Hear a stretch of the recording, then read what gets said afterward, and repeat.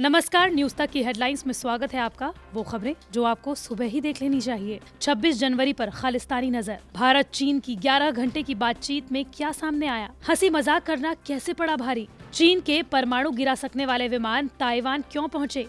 और हम्टी शर्मा वरुण धवन को मिली दुल्हनिया नताशा। गणतंत्र दिवस पर दिल्ली में बिजली काटने की साजिशों की खबरें आ रही हैं। खालिस्तानी समर्थक संस्था सिख फॉर जस्टिस ने सोशल मीडिया पर दिल्ली में 25 और 26 जनवरी को पावर कट करने की धमकी दी है। इस बात की जानकारी BSES को भी पिछले कई दिनों से मिल रही है। वहीं खुफिया एजेंसी और दिल्ली पुलिस जानकारी मिलने के बाद अलर्ट पर आ गई है। बताया जा रहा है कि डिस्कॉम, पावर ग्रिड और पावर सब स्टेशन को निशाना बनाया जा सकता है। ऐसा करने के लिए नौजवानों को भड़काया जा रहा है। सिख फॉर जस्टिस संस्था की गतिविधियों पर खुफिया एजेंसियों की पैनी नजर है।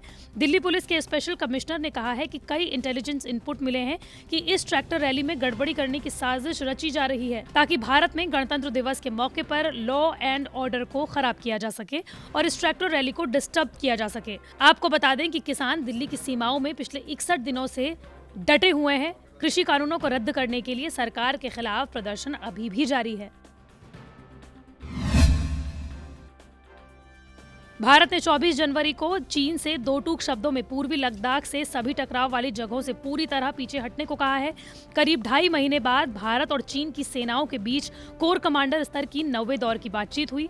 बातचीत का उद्देश्य पूर्वी लद्दाख में टकराव वाली सभी स्थानों से सैनिकों को हटाने की प्रक्रिया पर आगे बढ़ना था। जानकारी के मुताबिक कोर कमांडर स्तर की बातचीत पूर्वी लद्दाख में वास्तविक नियंत्रण रेखा यानी कि LAC पर चीन की ओर से स्थित मोल्दो सीमावर्ती क्षेत्र में सुबह 10 बजे शुरू हुई, जो कि रात 9 बजे तक चली। हालांकि इस बैठक में सबसे पहले प्रस्ताव रखा गया था कि पैंगोंग झील के उत्तरी इलाकों में फिंगर एरिया को फिलहाल नो मैंस लैंड बनाया जाए, जहां भारत और चीन दोनों देशों के जवान पेट्रोलिंग नहीं करेंगे।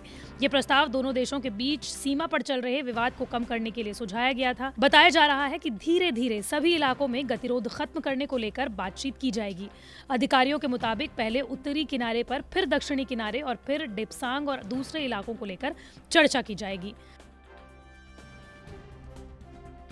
कभी कभी जरा सी चूक जिंदगी पर भारी पड़ जाती है। ऐसा ही एक मामला दिल्ली में गीता कॉलोनी में देखने को मिला, जहां दो दोस्त मजाक मजाक में छत से गिर गए। आनन फानन में दोनों को अस्पताल पहुंचाया गया, लेकिन उससे पहले ही दोनों की मौत हो चुकी थी। ये पूरा मामला दिल्ली के गीता कॉलोनी का है, जहां फैक्ट्री में काम करने वाले दो दोस्त फैक्ट्री की छत पर खाना खाने गए थे। इस दौरान एक दूसरे से हंसी मजाक करने लगे। इसी बीच एक दूसरे को गुदगुदी करते हुए दोनों अचानक से छत के नीचे गिर गए।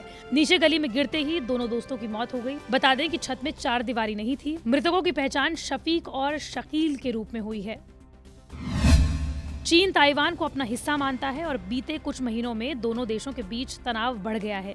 चीन ने पिछले कुछ महीनों में लगभग रोज ही साउथ चाइना सी में ताइवान और परातस आइलैंड के बीच विमानों का संचालन किया है। हालांकि ज्यादातर 1 या 2 विमान ही उड़ान भरते हैं। इसलिए ताइवान का कहना है कि एक साथ परमाणु क्षमता वाले 8 H-6K बॉम्बर प्लेन और 4 फाइटर जेट का उड़ान भरना असामान्य है। ताइवान के रक्षा मंत्रालय ने कहा है कि शनिवार को चीन के 8 बॉम्बर प्लेन और 4 फाइटर जेट ताइवान के एयर डिफेंस आइडेंटिफिकेशन जोन में पहुंच गए। चीनी एयरक्राफ्ट को चेतावनी दी गई है और स्थिति की निगरानी की जा रही है। एक्टर वरुण धवन ने लॉन्ग टाइम गर्लफ्रेंड नताशा दलाल से शादी कर ली है। अलीबाग के beach resort the mention house में कपल ने 7 फेरे लिए। फैन शादी की तस्वीरों के लिए काफी समय से बेकरार थे। आखिरकार इंतजार की घड़ियां खत्म हो गई। वरुण धवन और नताशा दलाल की शादी की तस्वीरें आउट हो गई हैं। कपल बेहद खूबसूरत लुक में नजर आ रहा है। दोनों बेहद खूबसूरत नजर आ रहे थे और मुस्कुराते हुए भी नजर आ रहे हैं। शादी के दौरान फेरे लेते हुए कपल की ये तस्वीरें सामने आई हैं। वरुण धवन ने खुद शादी की तस्वीरें अपने इंस्टाग्राम पर शेयर की हैं।